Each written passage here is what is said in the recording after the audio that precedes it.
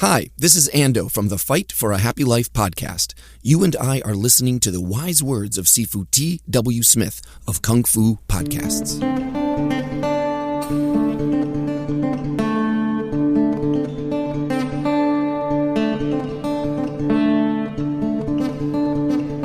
At least once a month, explore the culture, the adventure, and the impact of martial arts with me, your host, T.W. Smith. You are in the audience as some of the finest and sharpest martial artists in the world. People that invest care, effort, and focus to forging their craft. Today, we're going to be looking into an essay from Professor Ben Judkins over at Kung Fu Tea. And it's got magic, references to sexuality, and then also a story about Yip Man facing a prostitute.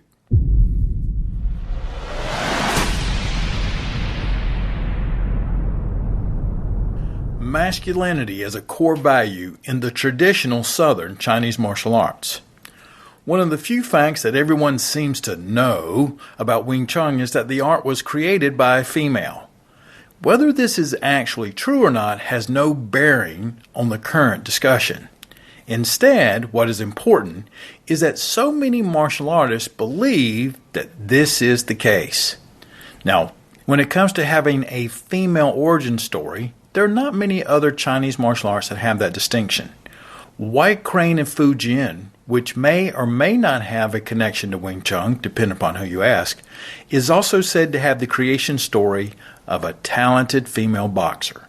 There is also boat boxing, which is also from Fujian, which is reputed to have been developed by the wives of the fishermen to defend themselves against the onslaught of pirates that infested the waterways of southern China for most of the late imperial period. Nor can we discount the literary power of figures such as Mulan, who is a Chinese warrior woman who was supposed to have lived between the northern and southern dynasties. If you believe her story was real to begin with, many believe it was fictional. But these are examples that are basically the exceptions that prove the rule. Ben continues to write, "The martial arts of southern China were a man's world, both symbolically and literally. The vast majority of martial artists in this period were male. Exceptions did exist, but they were rare. Further, the creation story of the region's martial arts are dominated by male figures, often with some connection to the Shaolin Temple. In fact, this claim to a monkish origin is one of the sociological markers that we use to identify the Hongmen, arts of the Cantonese-speaking majority.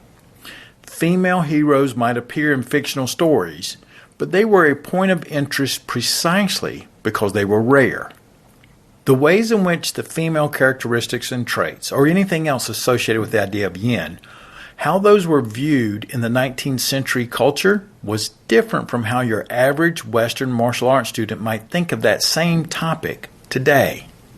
This leads to some interesting questions.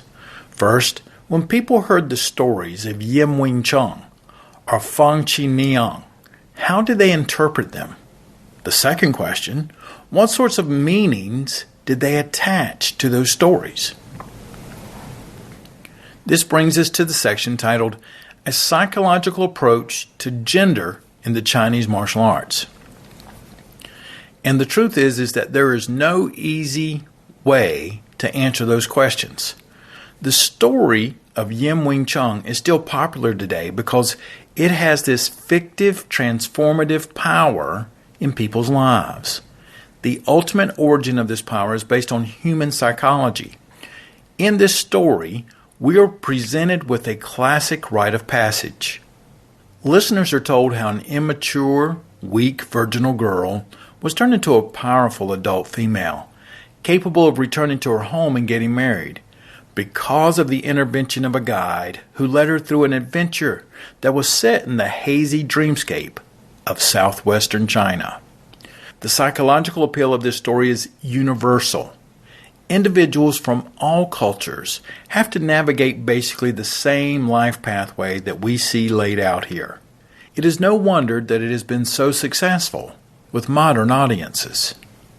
You probably already know, but Yim Wing Chun is the Chinese legendary character, often cited in Wing Chun as the first master of the martial art, bearing her name.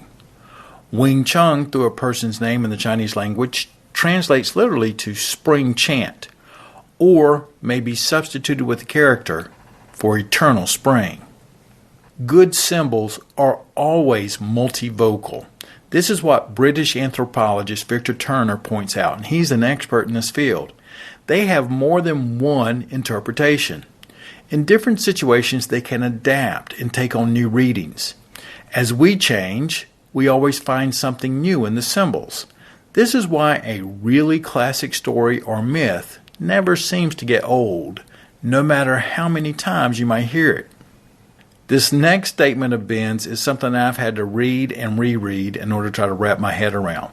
So he writes, when we move into the realm of symbolic analysis, we also take a step away from the universality of basic psychology towards the particularism of culture. Because culture is a shared system of signs and symbols. These signs have meaning precisely because we all agree that they do. Yet meaning can be a slippery thing. That brings us to the next section. Yin as an aspect of balance.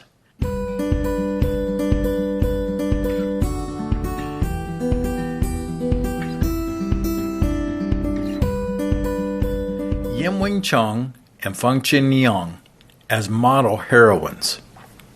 So, what does the story of Yin Wing Chun look like in cultural terms? This is a tough question to answer, as stories tend to be told at specific times and to specific audiences. If we know culture is a shared system of signs and symbols, what does the story of Yin Wing Chun look like in cultural terms? Well, during the period that we have an interest in during this episode, all of that, the stories of the time, and the audiences were starting to change. New groups were coming into the martial arts world for the first time, and they were bringing new ideas with them. And the older folks, the older groups, did not totally disappear either. They remained and became part of the mix. Ben argues that the Yin Wing Chun story that we currently possess probably dates to the 1930s. That's because it is dependent upon names and literary characters that did not actually appear in Chinese literature and publishing until quite late. However, the basic sort of female hero that Yin Wing Chun represents is actually much older. Consider, for instance, the story of Feng Qin Yang. According to Fujianese fighting manuals that were authored around 1800, then they were preserved and later rediscovered in Okinawa. They played an important role in the creation of karate. Feng was the creator of Yung Chun, which is basically Wing Chun in Cantonese, white crane boxing. Her father and martial arts teacher eventually died from wounds he sustained in battle over control of a local village. Swearing vengeance, Feng dedicated herself to practice and preparation. One day while still grieving, Feng was roused by the sounds of two cranes fighting. As she watched, she was transfixed by the strategic movements and entry strategies of the graceful birds. She noticed how they jumped, feinted, and used precisely aimed attacks. Eventually, she decides to go ahead and just scare the birds off, and she goes and gets a pole. But they can sense the proximity of her weapon, and they easily evade it and resettle at different angles, forcing her to come at them again. Eventually, on their own accord, the birds decide to leave. Feng decided that her encounter with the cranes was a revelation. She combined what she learned from the birds with the monk fist that her father had taught her, and derived the physical outlines of the art that is now white crane. After 3 years of practice, she became a strong and confident fighter who triumphed in many challenges. But she also learned to appreciate the wisdom of her late father. One who cannot find inner peace or harmony will never master any fighting tradition. To overcome one's enemies, you must first master and cultivate the self. These are both references of the Wu Beiji, or in Japanese, the Bubishi. If you'd like to hear more about that, there's a whole compilation titled returning the bubishi to its Chinese roots, and you can find that over at kungfupodcast.com. That is a brief story of Feng Qi Niang, but it is enough to suggest many interesting features. This legend has a pretty nuanced and philosophical view of the martial arts for a document dating from the early 1800s. It doesn't advance any complex Taoist doctrines or practices, but it is remarkably dedicated to the idea of self-cultivation being the ultimate basis of martial success. We practice Kung Fu to be a better person first, and a better martial artist second.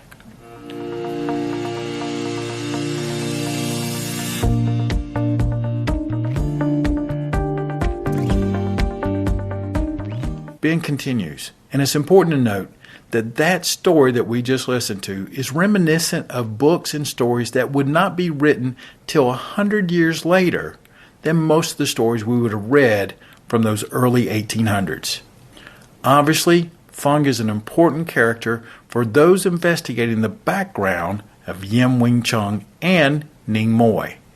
In fact, many of the later accounts of Feng either tie her father explicitly to the Shaolin Temple or claim that she eventually became a nun or a female hermit. Ben states that he thinks there is a very good chance that Feng, who was based on a real person, provided the raw materials that would later be reorganized to construct Ning Moy. The origin story makes it very clear that evasiveness, deception, withdrawal, and timing are all key ingredients in the Feng style of boxing. These are also all characteristics that are associated with the idea of yin, or female energy. Now we're moving into the next section, titled Manipulating Yin as Disruptive Battle Magic. So, would all Chinese martial artists who heard this story in the 19th century have been receptive to its message? Most likely, the answer is no. As Avram Boretz makes clear in his study of martial culture and gender in the region today, yang or masculine advancing values are usually seen as the key to success in the Cantonese martial arts. Boretz authored the excellent 2010 work that we have referenced here at Kung Fu Podcast many times, Gods, Ghosts, and Gangsters, Ritual Violence, Martial Arts, and Masculinity on the Margins of Chinese Society. It's a paperback book. I really encourage you to pick it up. Boretz's ethnographic research presents a detailed examination of the role of gender in both Southern Chinese folk religion and martial culture. He finds that in practical terms, yang is viewed as being pretty much the key to success in everything. It is the yang forces of fertility that feed the village, ensures the survival of families, and brings good fortune. Nor is there much thought of achieving a balance here. Generally speaking, the more yang, the better. Now, that just kind of makes you want to, thump your chest a little bit. But the concept of balance may be an important philosophical Taoism, but it doesn't always come up in folk religion. According to Boretz, one of the main roles of the martial arts from the perspective of folk religion is to increase and cultivate an individual's yang powers. Any concentration of yin is likely to lead to sickness, misfortune, or death. Temple processions, exorcisms, and even martial arts sets are the means of projecting yang into the community to dissipate the lingering yin and to ensure prosperity in the future. In Boretz's research, he notes that there are specific martial arts forms or special exorcisms that might be performed at, for example, a street corner where accidents are common to eliminate the buildup of yin in that area, which is believed to be causing the problem. In short, the view of yin that Boretz reports in modern folk religion is at direct odds with what we read in the stories of Yin Wing Chun or Feng Qi Niang. As we continue, while reading about the role of martial arts in the Boxer Uprising, to which a great source is Scott Phillips' Theater, Ritual, and Exorcism in Chinese Martial Arts, there are a very colorful set of passages that illustrate popular attitudes toward gender during the Ming and Qing dynasties. Before the passage is introduced, you should recall that the boxer movement was made up of both martial artists and impoverished peasants who sought to use an arsenal of traditional charms and spells as well as whatever weapons they possessed to eradicate Christianity in China, defend the Qing dynasty, and ultimately drive out the foreigners. Their attacks on Chinese Christians and European missionaries led to foreign military intervention by the Western powers and Japan in 1900.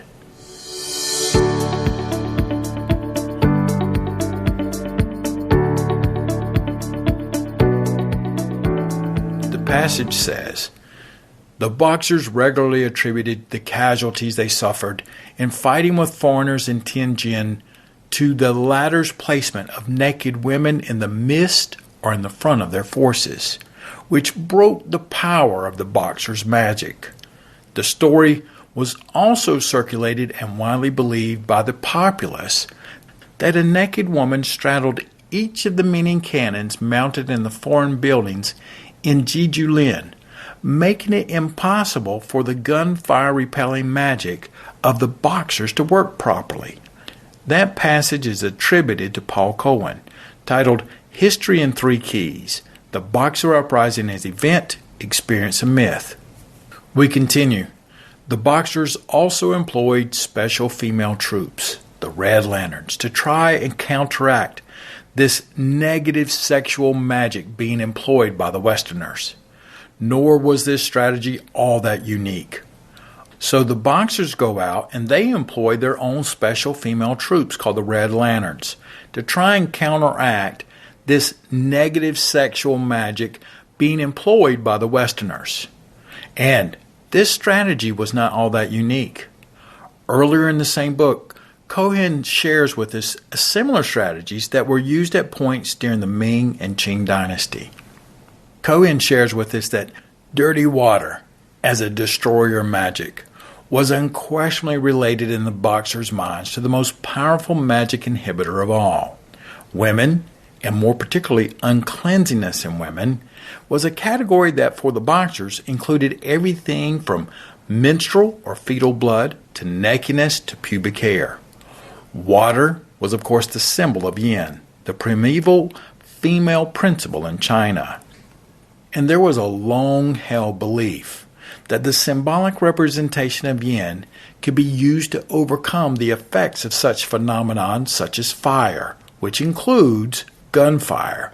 The forms of fire are symbolic of the male principle, yang. Several groups of rebels in the late Ming dynasty used women to suppress the firepower of government troops. During the insurgencies of 1774 in Shandong, Wang Lung's forces used an array of magical techniques, including strange incantations and women soldiers waving white fans. That was all during their assault of Linqing. The imperial defenders of the city were at first frustrated by the effectiveness of the rebels' fighting tactics. An old soldier, however, came up to the rescue with this advice: "Let a prostitute go up to the wall and take off her clothing. We will use yin power to counter their spells." When this proposal was carried out and it proved to be effective, the government side adopted additional measures of the like, which included, as recounted by Wang Lung himself, women wearing red clothing but naked from the waist down, bleeding and urinating in order to destroy our power. We are now in a conceptual world removed far from the fighting strategies of gentle cranes and teenage girls. The earlier discussions of the place of yin in boxing, the timing, evasiveness, and how they service, were clearly related to technical debates about entry, timing, and the value of short boxing. The examples from Barrett's and Cohen place us squarely in the realm of adversarial magic. Rather than being a matter of balance, the forces of yin are seen as a shadowy harbinger of chaos and destruction. Rather than neutralize your opponent on the physical realm, the weaponization of female sexuality allows you to attack his virtue and his manhood on a much deeper and more fundamental level. It is safe to suspect that the stories of Ningmoy Yin Wing Chun and Feng Qi Niang, originate in a slightly different culture, time period, and environment than the accounts above. At the end of the Qing dynasty, there was an intellectual reform movement within Confucianism that argued that the original goodness of all people was shared by women. These scholars held that females were moral creatures and they should be treated as such. They were capable of being educated and might excel in poetry, literature, or the arts. This movement was far from anything that we would think of as modern feminism, and it maintained rigid gender hierarchies. Yet it did have an important effect on the lives of many women, including the revolutionary and martial artist Chun, who grew up in a relatively liberal gentry household. These beliefs are evident in some of the stories of female boxers and heroes told at the end of the Qing dynasty. Likewise, these same ideas are remarkably absent from earlier fictional works such as The Water Margin.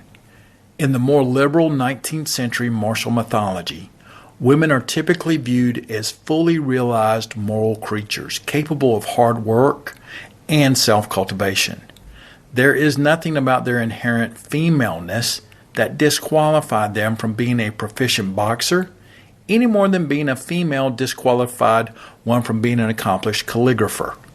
In fact, a lot of the discussion in the Bubishi about the importance of self-discipline and internal cultivation sounds more like a reflection of popular 19th century Confucianism than Taoism. We often forget that Confucians also used meditation and breathing exercises, and as were just as capable of medical or metaphysical thought as anyone else of the time. Ben uses a term in the next paragraph that I had to look up. In Word Hippo, it says that it's pretty much equivalent to metaphysical or supernatural or ideological. The paragraph reads, "These attitudes on gender were obviously not shared by everyone in society, and even some aspects of modern Chinese folk religion continue to draw a much sharper ontological distinction between genders than most of us in the Western industrialized world would be comfortable accepting." When we examine the story from this more reactionary perspective, the story of Ning Moy starts to look very different. Suddenly, a lone female figure manipulating the forces of Yin to skirt the authority of the government and bringing down local heroes becomes a questionable role model.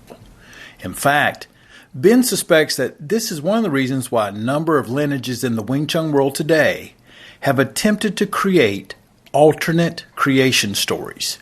He writes, rather than focusing on women, which they find to both be embarrassing and unrealistic, these schools would prefer a narrative that relied exclusively on male rebels, usually in association with an exotic secret society, fighting desperately to take down the government.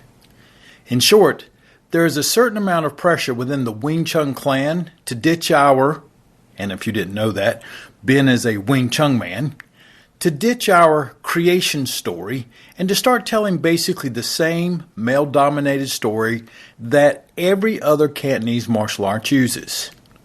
It would appear that the multiple possible readings of the role of yin in martial culture are still causing unresolved tensions even in today's era. Which brings us to the section, Understanding Gender to Decode History. Yim Hung challenges Yip Man.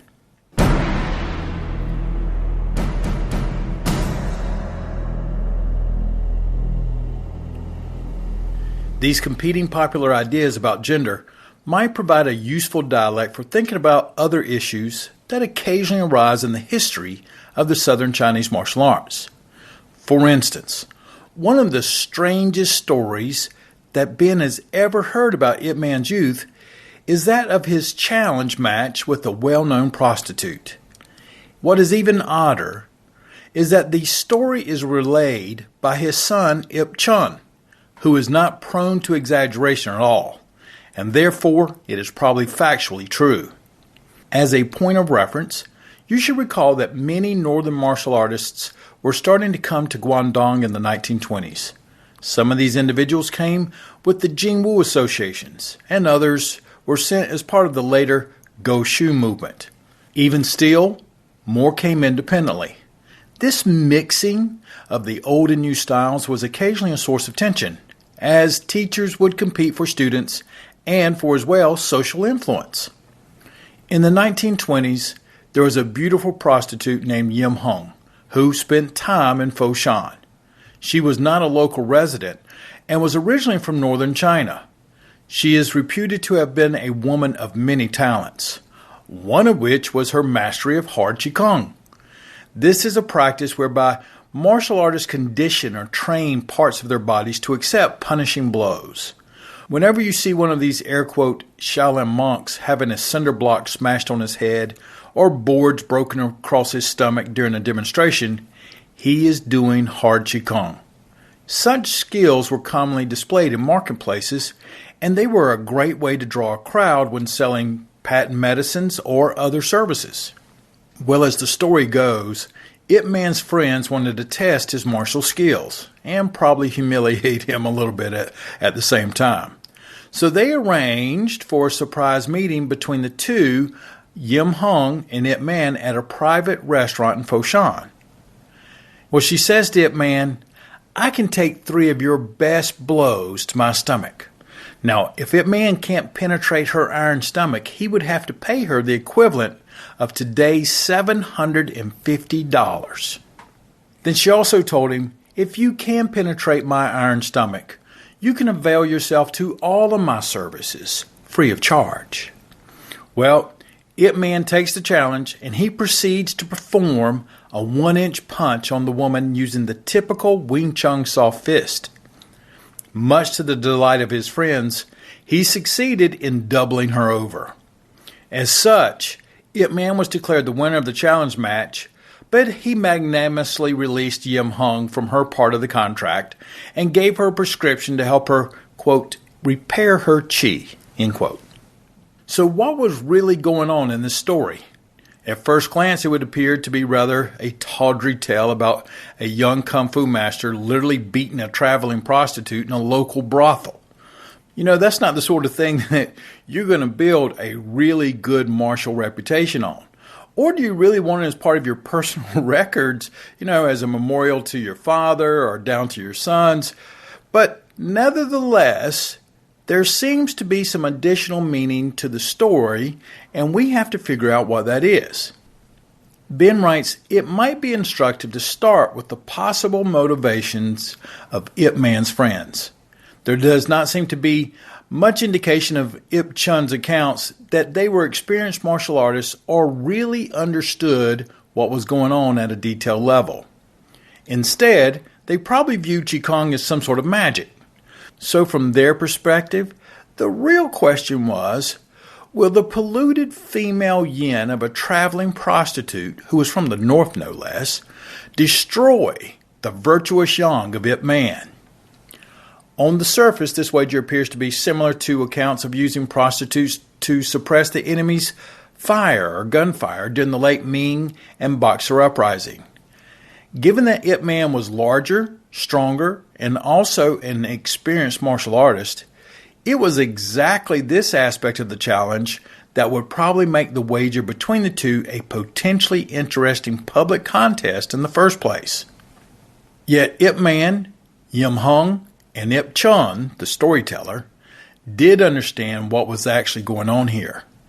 On a much deeper level, things were not what they seemed. Yip Man, who was by all accounts a beautiful woman, practiced a discipline that is almost exclusively the domain of working-class men seeking to increase their yang characteristics.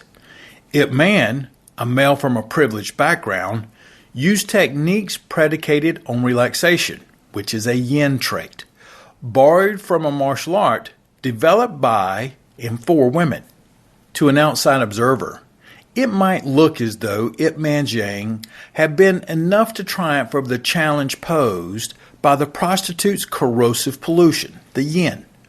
But in reality, it was the yin that triumphed, just as popular wisdom might have expected, but not for the reasons that they would have understood. The entire story is a paradox that revolves around the disconnect between a thing's apparent and real nature. As Ben concludes the story, he says it is a hard story to tell. He does not typically share it with his academic students. Ben states the only reason that Chun and others feel comfortable passing it on is that while Yip Man defeats the prostitute, he does it in a way that strikes a clear moral victory for her and people like her. One empowering way of reading this story is that he proves it is not necessary to suppress your essential characteristics, especially your gender, to be a good martial artist. That is what Yip Man was actually doing, even though she looked feminine on the outside, when she was studying her brand of martial Qigong, and that is ultimately why her Qi was damaged. In order to get to this interpretive level, it is necessary to know a little bit about how gender had been viewed in the Chinese martial arts. During the late 19th century, Chinese martial culture contained multiple competing schools of thought on these questions. We have reviewed two of them in this article. The first was more liberal and reformist. It saw women as capable of morality, learning, and self-cultivation. In this framework, female characteristics could be used to establish balance and inner harmony, even through some understanding of Taoism, which was rare, or popular Confucianism, which was very likely. Feminine metaphors then became available for descriptions of specific tactics and certain modes of storytelling. However, older ideas that understood yin in a harsher and less forgiving light did not simply just go away. In certain circles, they may have been even strengthened. These same ideas are still present in the popular religion of southern China today. Both casual listeners and historians should be aware that there is more than one way to read many of the Chinese martial arts legends, particularly when gender is involved. In the West, we tend to rely on the psychological readings of these myths, as those are the most acceptable to us. However, as the story of Yip Man and the prostitute Yip Man demonstrates, understanding nuance often requires one to be able to see the same story from multiple points of view.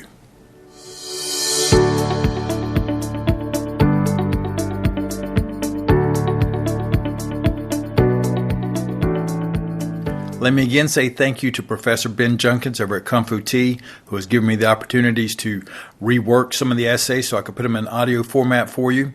And remember to learn from a story, from many different perspectives, not just the one that you're most comfortable with.